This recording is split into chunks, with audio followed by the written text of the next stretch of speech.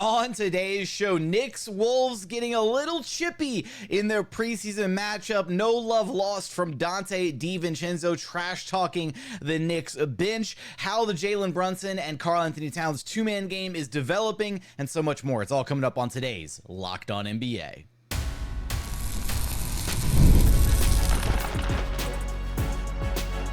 You are Locked On NBA, your daily NBA podcast. Part of the Locked On Podcast Network, your team every day. What's up, and welcome to another edition of Locked On NBA, the biggest stories with the local experts. I'm your host, Jackson Gatlin, also host of Locked On Rockets right here on the Locked On Podcast Network, your team every day. Now, today's episode is brought to you by FanDuel.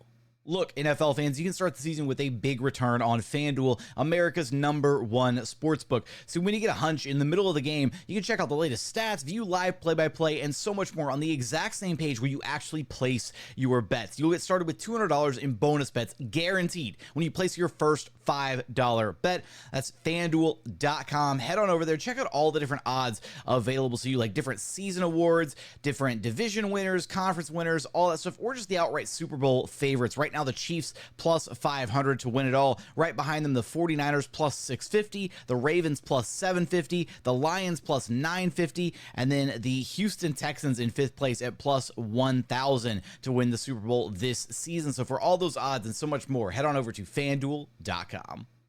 Joining us now is the host of Locked On Knicks, Gavin Schall. You can track down wherever you listen to your podcasts or on YouTube. Just search Locked On Knicks. And Gavin, the Knicks beat the Wolves in preseason action 115-110, but the real winners felt like the fans because, my goodness, what a first half of basketball that was. I mean, these two teams were playing like it was the NBA Finals, not a preseason game here in the second week of October. It was kind of a crazy game.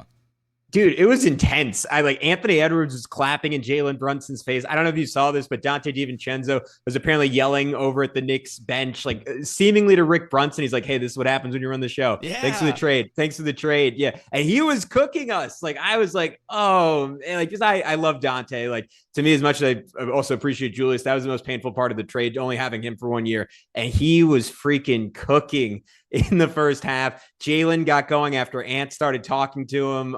KAT was just the whole time trying to dunk on everyone. OG was going off in the first half, 17 points. It was a lot of fun. I'm ready for regular season basketball now. It's honestly, and so unfortunately, no Julius Randle in this matchup, still being held out. But however, it looked like Dante DiVincenzo did enough talking for the two of them in order to kind of keep gassing up his teammates stuff in this game. It was really impressive to watch. I mean, he clearly was playing with a bit of a chip on his shoulder. The only downside here is it kind of sucks that it should have been a regular season matchup, right? The first matchup, the first meeting between these two teams, and, seeing KAT go against the Wolves and Dante and Julius going against the Knicks and their former squads and all this. It's kind of a bummer that it got wasted in preseason, but I'm also kind of happy that the players took it as seriously as they did.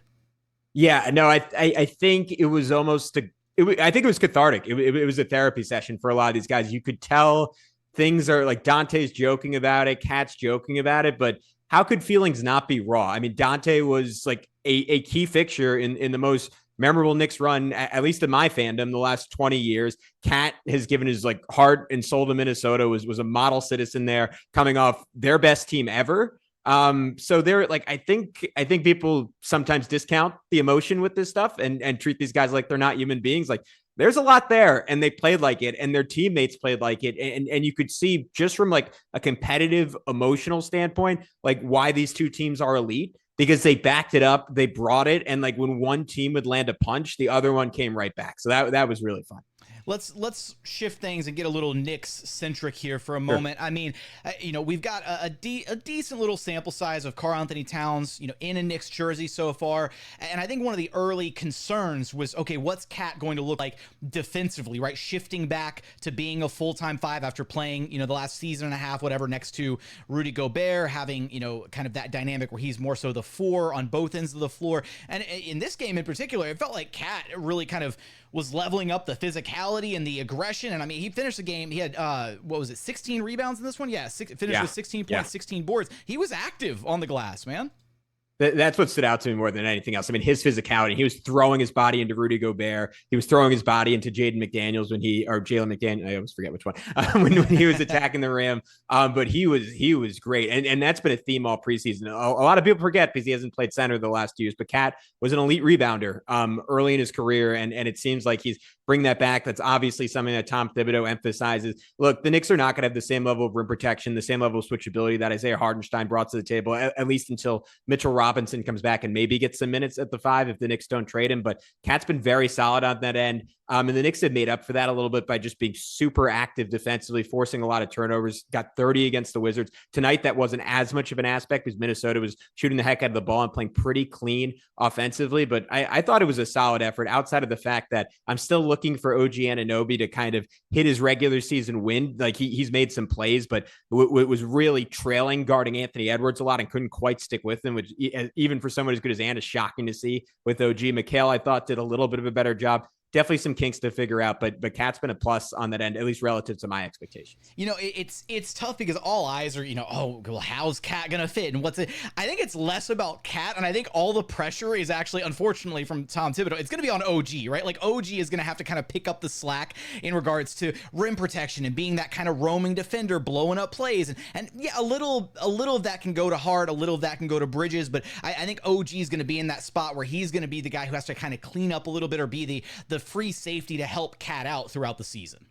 Definitely. And look, he excelled in that role against the Sixers. Like you look at that closeout game 6, like over and over again, he's rotating over to block or alter shots at the rim. It just kind of comes down to who they're playing on a night-to-night basis. Because he played the Celtics, like he's guarding one of Jason Tatum and Jaylen Brown. And inevitably, he has to do a little bit less of that. But the right team where Mikal Bridges can be the point of attack guy, like he was quite a bit in the second half, with Anthony Edwards, you see OG coming over and helping out on the glass. You see him coming over and helping out in rim protection. And to your point, the Knicks absolutely need that. I think to hit their ceiling defensively. How does it feel like the kind of the 2-man game, the chemistry is developing right now between Jalen Brunson and Karl Anthony-Towns? That's kind of one of the big selling points of why KAT was going to fit so perfectly, right? The 5-out spacing, but then obviously being able to work on that 2-man game, build that chemistry with Brunson. Yeah, I think it's a little bit of a mixed bag right now. I thought they looked fantastic in the second half of that Wizards game where Tom Thibodeau just kind of said, screw this. Like, I want to see what this looks like, and started spamming pick and roll between the two of them over and over again. And it just looked unguardable, right? Over and over again, like 2 guys would stick with Brunson. KAT was rolling the rim, getting dunks, getting layups, getting the free throw line. If guys bailed out and sunk, like KAT would just pop up, get a wide open 3. But you can see against the better defense like Minnesota teams having more answers. And to me, that is kind of a microcosm of a bigger question I have, which is like, what is the structure of this Knicks offense going to look like? They only have one guy who's like a quote unquote true blue initiator in Jalen Brunson. That was the strength of having Julius Randle on this team, a guy who could consistently create shots for other people. They're lacking that just a little bit. I think Mikal Bridges, as the season goes on, is going to take on some of that load. That's just not really Karl Anthony-Towns' game. Like if he's being guarded by a 5, he can occasionally go one-on-one and create shots for himself and others. It's not what a strong shoot is. You saw him taking a lot of like off the dribble threes, only 31% on off the dribble pull-up threes.